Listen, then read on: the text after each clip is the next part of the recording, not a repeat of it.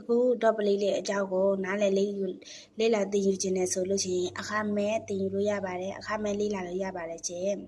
ကိုဘက်ကဘာကုန်ကြစရိတ်မှမရှိဘူးအကယ်၍ကို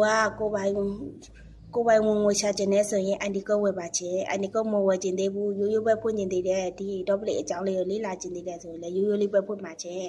ရပါတယ်နော်ကိုကအခုဖွင့်နေတယ်ဆိုလို့ချင်း high မေးပါဆိုတာကြတော့အဲ့ဒါကြတော့ ID ကုတ်ချိမှဖွင့်လို့ရတာချင်းဒပလီကအကောက်ကဒပလီက ID ကုတ်ချိမှဖွင့်လို့ရတဲ့အတွက်ကြောင့်မလို့တယောက်နဲ့တယောက်စကင်ဖတ်ပြီးတော့ဖွင့်ရတဲ့အတွက်ကြောင့်မလို့